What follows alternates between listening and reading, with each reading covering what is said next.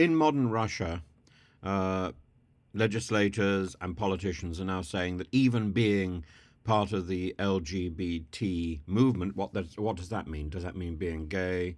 I don't know. Even being part of the movement is to represent and participate in the activities of a prescribed organization.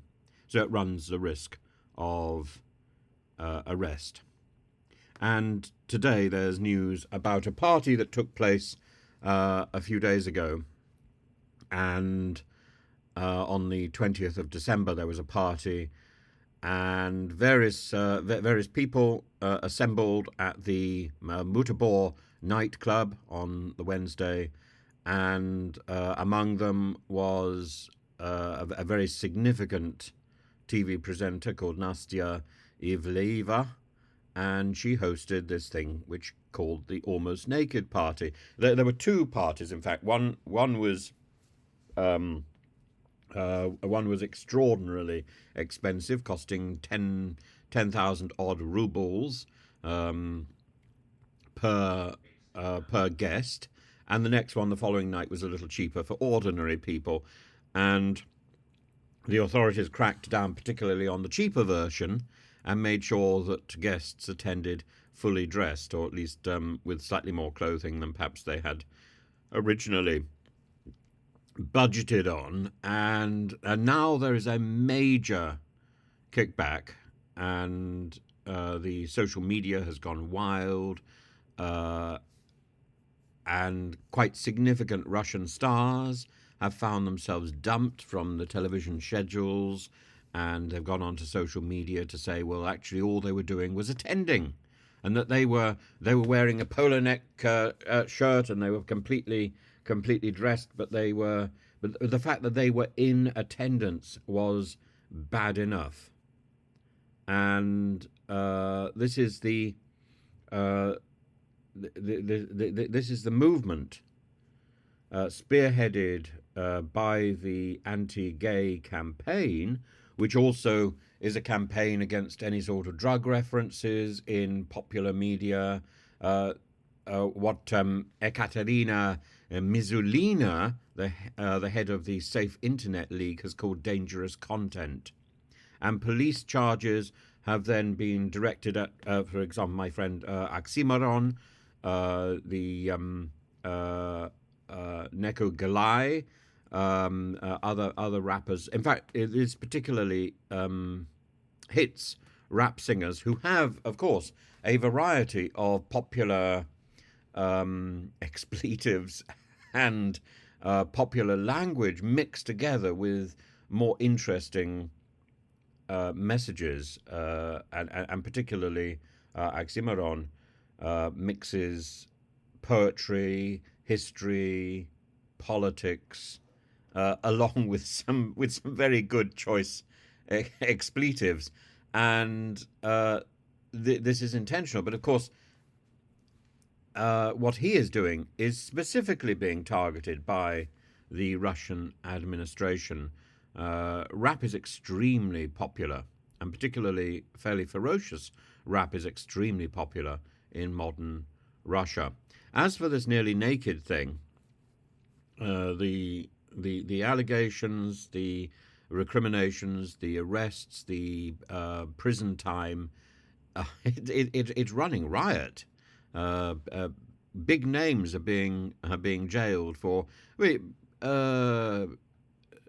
so very few days, or 10 days, 15 days, but they are being incarcerated for attending a party.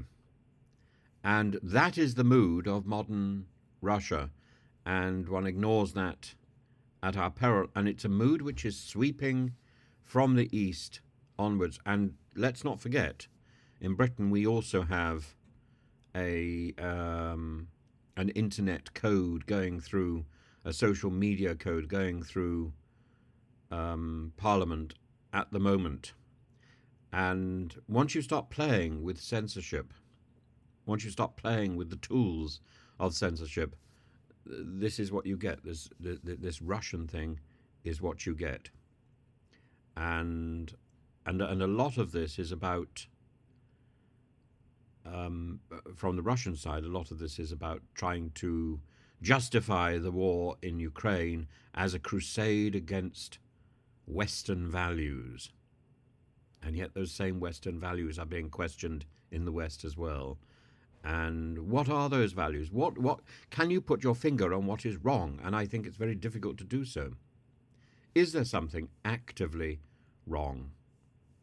I think we have to be very careful once we start condemning language as a problem. What is wrong with language? And to what extent is language and to what extent are language and behavior linked? And at what point does behavior become bad behavior? And of course, as Russia is identifying, the bad behavior of Joe Bloggs is as nothing compared to the bad behavior of somebody who is parading on television and is a major television star. So we have exactly the same issues in the UK, and what Joe Bloggs can get away with is not what Hugh Edwards or Philip Schofield or Dan Wootton can get away with. So the plea that these individuals would say is, well, I've not done anything that Joe Bloggs hasn't done. That's not sufficient. These people are right at the heart of our media. They come into our sitting rooms on a daily basis. They are part of our they are part of our television content, and that comes at a price. To be one of the icons of the television age is to have expectations thrust upon the individual, expectations that maybe Joe Bloggs, the ordinary person in the street, wouldn't have to shoulder.